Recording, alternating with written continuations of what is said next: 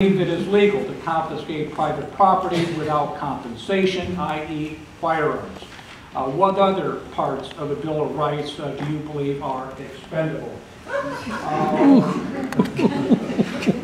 No more gun control, put money towards mental health.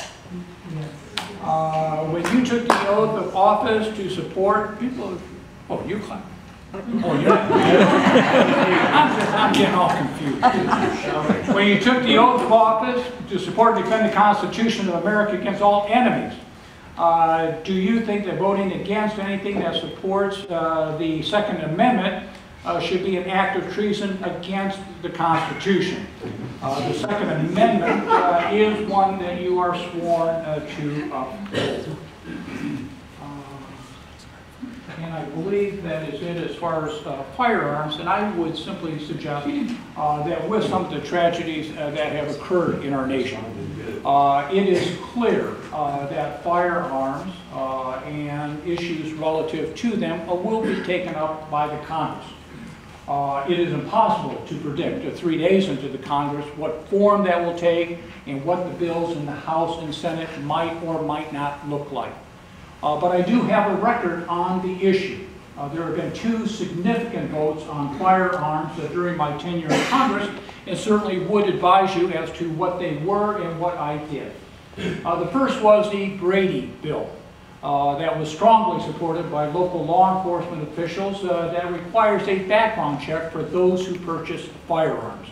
That has evolved into an electronic check, and that is now mandatory in the state of Indiana.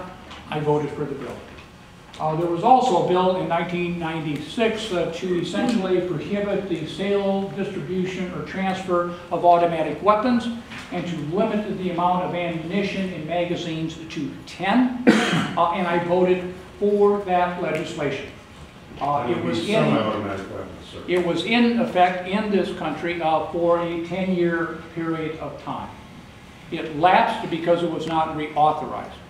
And would point out that during that 10-year period of time, and each person who asked a question about this, a reference to the Second Amendment of the Constitution, is the constitutionality of both of those bills was never challenged before the Supreme Court during that 10-year period of time.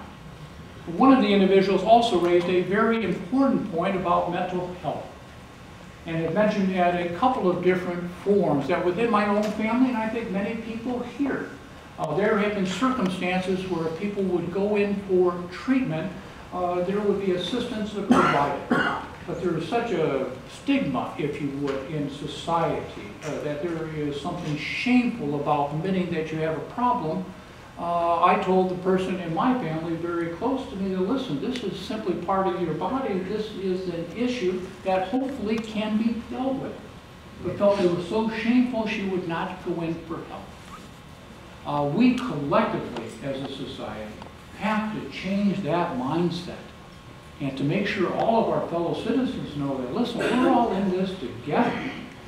And we ought to have parity in health care. I voted for that, and it is now part of federal law. It was confirmed in the passage of the National Health Care Bill as well.